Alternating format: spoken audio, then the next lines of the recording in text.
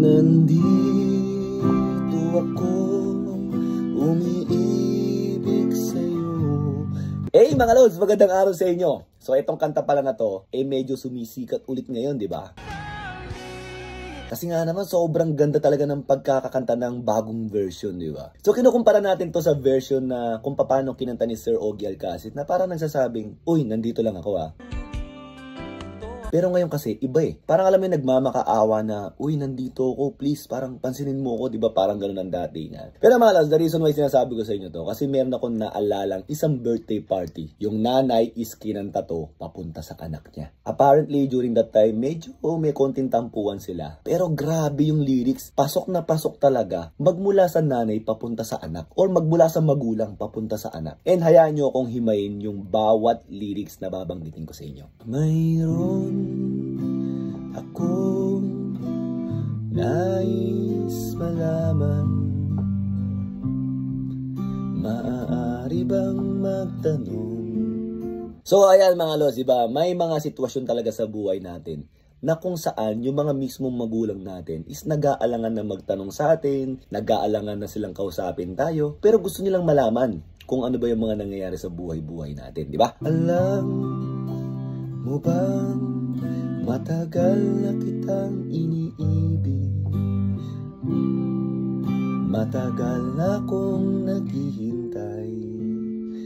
So mga lods, ito naman yung mga katotohanan ng buhay na ang mga magulang natin ay mahal na tayo kahit na bago pa tayo lumabas sa mundong ibabaw. Nasa sinapupunan pa nga lang, di ba? Or kahit nasa plano pa lang, hanggang sa sinapupunan, talagang nag-aantay na sila sa paglabas natin. Ngunit mayroon kang ibang minamahal, kung kaya ako'y di mo pinapansin.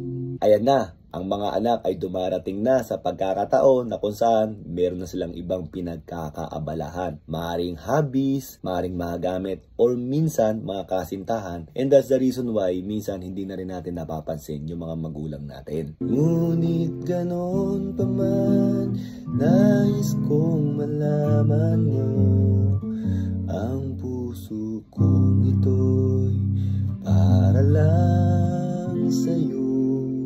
Kahit na ano pang bagay ang pinagkakabisihan natin, kahit ano pa yung ginagawa natin, ang mga magulang natin, deep inside, nandyan lang yan, nagmamahal sa atin. Nandito ako, umiibig sa'yo, kahit na nagdurugo ang puso.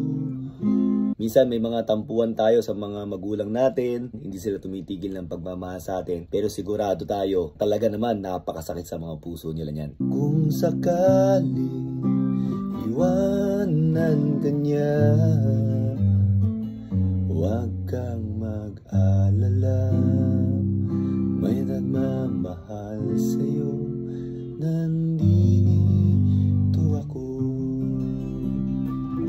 So kahit man ano man yung pinagkakabisihan natin, so kahit na meron tayong ibang kinakahumalingan sa mga tao, pag dumating yung point na bigla silang nawala, tandaan yung mga magulang natin, kahit na gaano kagalit sa atin yan, ay nandyan lang sila palagi, nag-aantay na bumalik tayo sa kanila. So mga lods, shinare ko lang sa inyo itong istorya na to na nakita ko sa isang birthday party na very powerful talaga. Alam niyo yung kantang pang lovers sana, di ba? Applicable din pala sa bilang magulang at anak. And munting paalala na rin na every time na hindi tayo okay sa mga magulang natin, or kahit na nga okay pero hindi natin sila ganong napapansin dahil busy tayo sa mga ibang bagay, most probably ito yung nafe-feel nila. Kaya kung may oras kayo, oy, napanood nyo tong video na to, kamustahin yung mga magulang nyo, nanay nyo, tatay nyo, di ba? At kung medyo may samaan kayo ng loob, baka naman pwede mapag-usapan. Kasi baka mamaya dumating yung panahon na hindi nila masabing nandito ako. At tayo yung magsasabi na sana nandito pa kayo.